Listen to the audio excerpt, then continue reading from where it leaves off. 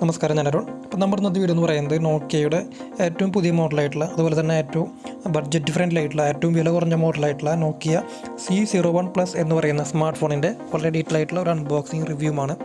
പിന്നെ നമ്മുടെ ചാനലിനകത്ത് നമ്മൾ ഇതുവരെ പരിചയപ്പെടുത്തി വെച്ചിട്ട് ഏറ്റവും റേറ്റ് കുറഞ്ഞൊരു മോഡൽ കൂടിയാണ് ഇതെന്ന് പറയുന്നത്. വളരെ ബഡ്ജറ്റ് ഫ്രണ്ട്ലി ഫോൺ നോക്കുന്നവർക്കോ അല്ലെങ്കിൽ വളരെ ലൈറ്റായിട്ട് ഉള്ള യൂസേജ് ഉള്ളവർക്ക് വേണ്ടിയിട്ട് പുറത്തിറക്കിയുള്ള ഒരു മോഡലാണ് ഇതെന്ന് പറയുന്നത്. അപ്പോൾ നമുക്കിനധികം വൈകാതെ ഡയറക്റ്റായിട്ട് ഈ ഒരു ഫോണിൻ്റെ അൺബോക്സിങ്ങും അതുപോലെ ഈ ഒരു ഫോണിൻ്റെ ബാക്കി ഡീറ്റെയിൽസിനെ കുറിച്ചൊക്കെ നമുക്ക് വളരെ ഡീറ്റെയിൽ ആയിട്ട് നോക്കാം. അപ്പോൾ ഇതാണ് ഈ നോക്കിയ C01+ എന്ന് പറയുന്ന ഫോണിൻ്റെ ബോക്സ് എന്ന് പറയുന്നത്. ബോക്സിൽ തന്നെ ഇവിടെ നോക്കിയുടെ ലോഗോയും കാര്യങ്ങളും കൊടുത്തിട്ടുണ്ട്, മോഡൽ നെയിം കൊടുത്തിട്ടുണ്ട്. പിന്നെ ഇവിടെ ഒരു ഫോണിൻ്റെ ഫോട്ടോ, ഏകദേശം രൂപം കാര്യങ്ങളൊക്കെ കൊടുത്തിട്ടുണ്ട്. വളരെ ചെറിയൊരു ബോക്സാണ് കേട്ടോ, വളരെ ചെറിയൊരു ബോക്സാണ്. അതുപോലെ ഈ ബോക്സിൻ്റെ താഴെ ഇത്തരത്തിലൂടെ പവേഡ് പറയാം ആൻഡ്രോയിഡ് അങ്ങനെ കുറച്ച് കാര്യങ്ങളൊക്കെയാണ് കൊടുത്തുള്ളത്. സൈഡിലായിട്ട് വളരെ വലുതായിട്ട് നോക്കിയ C01+ എന്ന മോഡൽ നെയിമും അതുപോലെ തന്നെ 2 ഇയറിൻ്റെ നമുക്ക് സെക്യൂരിറ്റി അപ്ഡേഷൻസ് കിട്ടും എന്ന് കൊടുത്തിട്ടുണ്ട്. അതുപോലെ തന്നെ 1 ഇയർ റീപ്ലേസ്മെൻറ്റ് ഗ്യാരണ്ടി ആണെന്ന കാര്യം കൊടുത്തിട്ടുണ്ട്. നമുക്കറിയാം നോക്കിയ ഫോണുകളെല്ലാതും 1 വർഷത്തേക്കുള്ള റീപ്ലേസ്മെൻറ്റ് ഗ്യാരണ്ടി ആയിട്ട് നമുക്ക് കിട്ടുന്നത്. പിന്നെ ഫോണിൻ്റെ ബോക്സിൻ്റെ ബാക്ക് സൈഡിൽ ഇത്തരം കുറച്ച് ഫോണിൻ്റെ ഫീച്ചേഴ്സും അതുപോലെയുള്ള കുറച്ച് കാര്യങ്ങളൊക്കെയാണ് കൊടുത്തിട്ടുള്ളത്.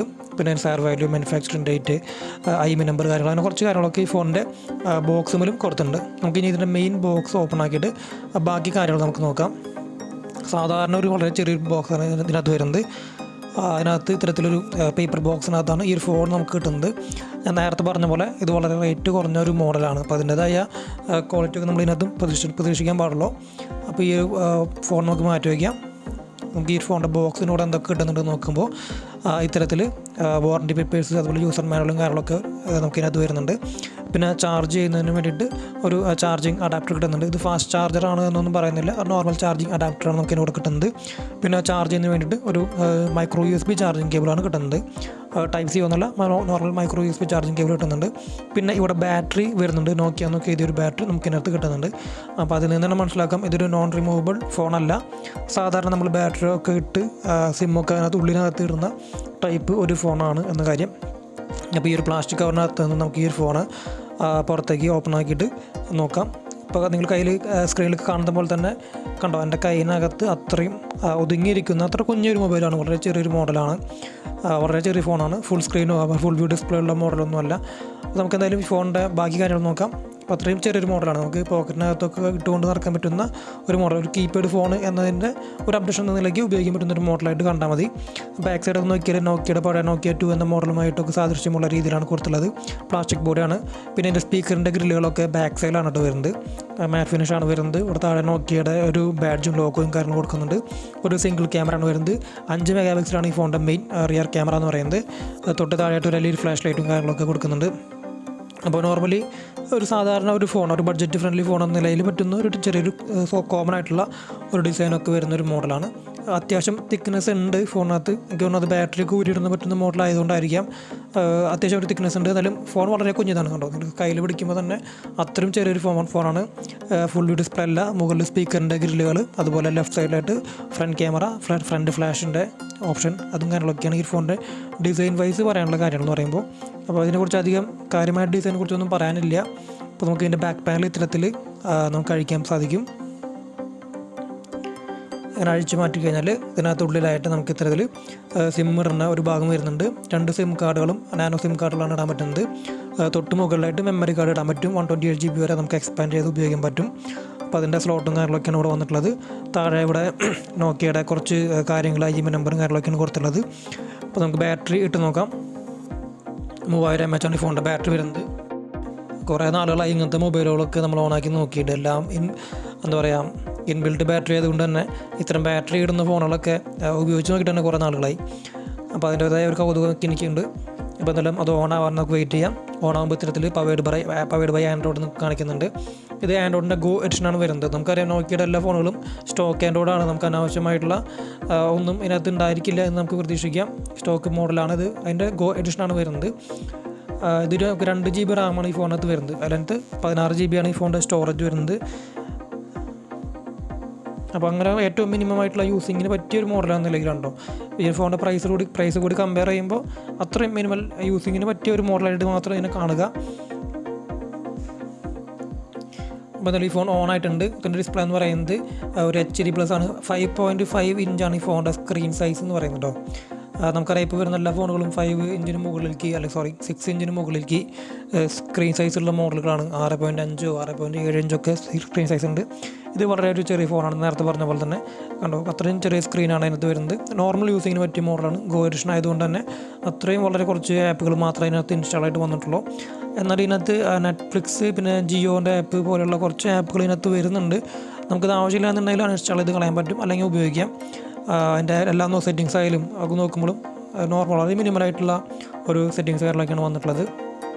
അതായത് ഇവിടെ നോക്കുമ്പോൾ വലിയ തിരക്കായില്ലാത്ത രീതിയിലുള്ള ടച്ച് റെസ്പോൺസ് ഒക്കെ വരുന്നുണ്ട്. പിന്നെ അതിൻ്റെ ഐക്കണുകളൊക്കെ വളരെ വലുതായിട്ട് കൊടുത്തിട്ടുണ്ട് കേട്ടോ. നമുക്ക് കുറച്ച് വലിയ ഐക്കണുകളൊക്കെയാണ് കൊടുത്തിട്ടുള്ളത്. എനിക്ക് തോന്നുന്നു കുറച്ച് പ്രായമായവർക്കൊക്കെ വേണ്ടിയിട്ട് നമുക്ക് വാങ്ങിച്ചു കൊടുക്കാൻ പറ്റിയൊരു മോഡലായിട്ട് വേണമെങ്കിൽ ഇതിനെ കണക്കാക്കാം. കാരണം അവർക്ക് കുറച്ച് വലിയ ഐക്കണുകളൊക്കെ കാണുമ്പോൾ കുറച്ചും കൂടി അവർക്ക് വേണ്ടി യൂസ്ഫുൾ ആയിരിക്കും എന്ന് തോന്നുന്നു. പിന്നെ ഇത്തരത്തിൽ നമുക്ക് ഇതിൻ്റെ ബാക്കി കാര്യങ്ങൾ സെറ്റിങ്സും കാര്യങ്ങളൊക്കെ എടുത്ത് നോക്കിയിട്ട് ഇതിൻ്റെ ബാക്കി പെർഫോമൻസ് സൈഡൊക്കെ നോക്കുകയാണെന്നുണ്ടെങ്കിൽ അതിന് മുൻപ് ഇതിൻ്റെ ഡിസ്പ്ലേനെ കുറിച്ച് പറയാം കേട്ടോ. ഡിസ്പ്ലേ ഒരു HD+ ആണ് വരുന്നത്, ഫുൾ HD+ ഒന്നുമല്ല. നമുക്ക് ഈ ഒരു പ്രൈസ് റേഞ്ച് വെച്ച് നോക്കുമ്പോൾ നമുക്ക് ഈ ഒരു ഡിസ്പ്ലേ തന്നെ അതിനകത്ത് പ്രതീക്ഷിക്കാൻ പറ്റുള്ളൂ. ഇനി സെറ്റിങ്സ് എടുത്തിട്ട് ഇതിൻ്റെ ബാക്കി കാര്യങ്ങൾ നോക്കാം. ഫേസ്ബുക്ക് ലൈറ്റൊക്കെ ഇതിനകത്ത് ഇൻബിൽറ്റ് വരുന്നുണ്ട് കേട്ടോ. അപ്പോൾ നമുക്ക് അവർക്ക് തന്നെ മനസ്സിലായിട്ടുള്ളത് ഫേസ്ബുക്കിൻ്റെ ഒറിജിനൽ വേർഷനേക്കാളും ഫേസ്ബുക്ക് ലൈറ്റ് ഉപയോഗിക്കുന്നതായിരിക്കും നല്ലത്. കാരണം ഫേസ്ബുക്കിൻ്റെ മറ്റേ ഒറിജിനൽ ആപ്പൊക്കെ വളരെ സൈസ് കൂടുതലാണല്ലോ. ഇനി നമുക്ക് സെറ്റിങ്സ് എടുത്ത് ഓപ്പൺ ആക്കിയിട്ട് ഇതിനകത്ത് ബോട്ട് ഫോണിനകത്ത് പോയി കഴിഞ്ഞാൽ ഈ ഫോണിൻ്റെ ബാക്കി കാര്യങ്ങൾ നമുക്ക് നോക്കാം.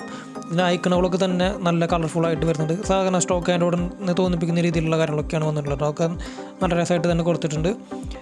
ബോട്ട് ഫോണിനകത്ത് വരുമ്പോൾ ഇവിടെ ഫോണിൻ്റെ കാര്യങ്ങൾ, അതായത് RAM 2GB RAM, 16GB ആണ് സ്റ്റോറേജ്, അങ്ങനത്തെ കാര്യങ്ങൾ, IMEI നമ്പർ കാര്യങ്ങൾ. പിന്നെ ഇതൊരു ആൻഡ്രോയിഡ് വേർഷൻ 11 പ്രവർത്തിക്കുന്നത്. 11 ഒരു ഗോ എഡിഷനാണ് വരുന്നത്. അപ്പോൾ അത്തരം കാര്യങ്ങളൊക്കെയാണ് കൊടുത്തിട്ടുള്ളത്. പിന്നെ നേരത്തെ നമ്മൾ ബോക്സിൽ കൊടുത്തിട്ടുള്ള പോലെ തന്നെ ഇതൊരു 2 വർഷത്തെ സെക്യൂരിറ്റി അപ്ഡേറ്റും കാര്യങ്ങളൊക്കെ നമുക്ക് നോക്കിയ ഫോണുകളിൽ കിട്ടും. അപ്പോൾ അതിൻ്റെ കാര്യം നമുക്ക് ടെൻഷൻ അടിക്കേണ്ട ആവശ്യമില്ല.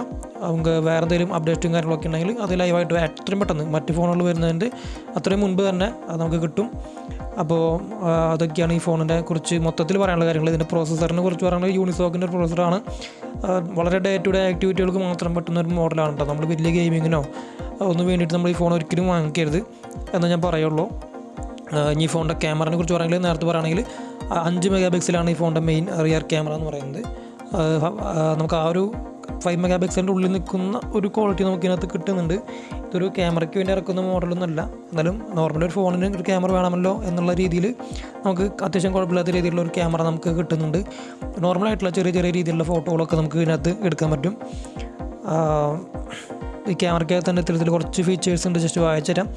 ഇവിടെ നമുക്ക് താഴെ പ്രൊഫഷണൽ മോഡ്, അതുപോലെ പനോരമ മോഡ് വരുന്നുണ്ട്, പ്രോപ്പർട്ടീസ് മോഡ് വരുന്നുണ്ട്, അതുപോലെ ഒരു പോർട്രേറ്റ് മോഡ് വരുന്നുണ്ട്, പിന്നെ ഫോട്ടോ മോഡാണ് വരുന്നത്, വീഡിയോ മോഡ് വരുന്നുണ്ട്.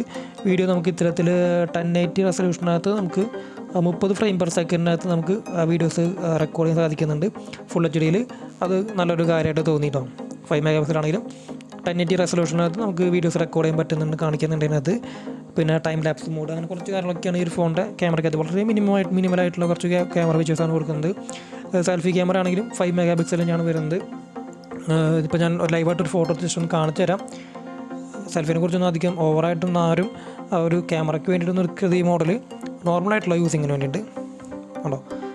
അത് 5 മെഗാപിക്സലിൻ്റെ ഉള്ളിൽ നിൽക്കുന്ന അത്യാവശ്യം നല്ലൊരു ക്വാളിറ്റി ഉള്ള ഒരു ഫോട്ടോ കിട്ടുന്നുണ്ട്. വലിയ തിരക്കായില്ലാത്തൊരു സെൽഫി നമുക്കിതിനകത്ത് കിട്ടുന്നുണ്ട് എന്ന് പറയാം. അപ്പോൾ ഇതൊക്കെയാണ് ഈ ഫോണിനെ കുറിച്ച് മൊത്തത്തിൽ പറയാനുള്ള കാര്യങ്ങൾ. അപ്പോൾ ഈ ഒരു ഫോൺ ആർക്കൊക്കെ ഉപയോഗപ്പെടാമെന്ന് നോക്കുകയാണെങ്കിൽ നമുക്ക് ഓൺലൈൻ ക്ലാസ്സിനൊക്കെ പറ്റിയ കുട്ടികൾക്ക് വേണ്ടിയിട്ട്, അതായത് ഗെയിമുകളൊന്നും ഇല്ലാത്ത കുട്ടികൾക്കാണെന്നുണ്ടെങ്കിൽ നമുക്ക് നോർമൽ യൂസിങ്ങിനും ഗൂഗിൾ മീറ്റ് പോലെയുള്ള ഓൺലൈൻ ക്ലാസ്സുകൾക്ക് പറ്റിയൊരു മോഡലായിട്ട് നമുക്കിതിനെ പരിഗണിക്കാം. അതുപോലെ തന്നെ വയസ്സായ ആളുകൾക്കോ അല്ലെങ്കിൽ വളരെ മിനിമം ആയിട്ടുള്ള ഉപയോഗം നടത്തുന്നവർക്ക് പറ്റിയിട്ടുള്ള ഒരു മോഡലായിട്ട് നമുക്കിതിനെ പരിഗണിക്കാം. ഇപ്പോൾ നമ്മളൊരു കീപാഡ് ഫോണൊക്കെ നോക്കിയിട്ട് തന്നെ നല്ലൊരു മോഡൽ വാങ്ങിക്കണം എന്നുണ്ടെങ്കിൽ, അല്ലെങ്കിൽ ജിയോ സിം ഒക്കെ സപ്പോർട്ട് ചെയ്യുന്ന ഫോൺ വാങ്ങിക്കണം എന്നുണ്ടെങ്കിൽ എന്തായാലും ഒരു 4000 രൂപ ആ റേഞ്ചൊക്കെ വരും. അപ്പോൾ അങ്ങനെയുള്ളവർക്ക് ഒരു 2000 രൂപ കൂട്ടിയിട്ട് ഒരു സ്മാർട്ട് ഫോൺ വാങ്ങിക്കാം എന്ന നിലയിൽ പരിഗണിക്കുന്ന ഒരു മോഡലായിട്ട് നമുക്ക് ഇതിനെ കണക്കാക്കാം. അതുപോലെ തന്നെ വേറൊരു സ്മാർട്ട് ഫോണോ അല്ലെങ്കിൽ ഒരു ഐഫോണൊക്കെ കയ്യിലുള്ളവർക്ക് ഒരു സെക്കൻഡറി ഫോൺ എന്ന നിലയ്ക്ക് ഒരു സ്മാർട്ട് ഫോൺ ആവശ്യമുണ്ട് എന്നുണ്ടെങ്കിൽ നമുക്ക് ഇങ്ങനത്തെ ഫോണൊക്കെ പരിഗണിക്കാവുന്നതാണ്. അപ്പോൾ ഇതൊക്കെയാണ് ഈ ഫോണിനെ കുറിച്ച് മൊത്തത്തിൽ പറയാനുള്ള കാര്യങ്ങൾ. പിന്നെ എന്തെങ്കിലും സംശയങ്ങളോ കാര്യങ്ങളൊക്കെ ഉണ്ടെന്നുണ്ടെങ്കിൽ നിങ്ങൾക്ക് താഴെ കാണുന്ന നമ്പറിൽ തന്നെ കോൺടാക്ട് ചെയ്തിട്ട് ചോദിക്കാവുന്നതാണ്. അപ്പോൾ മറ്റൊരു വീഡിയോയിൽ വരുന്നവരെ താങ്ക്സ് ലോട്ട്.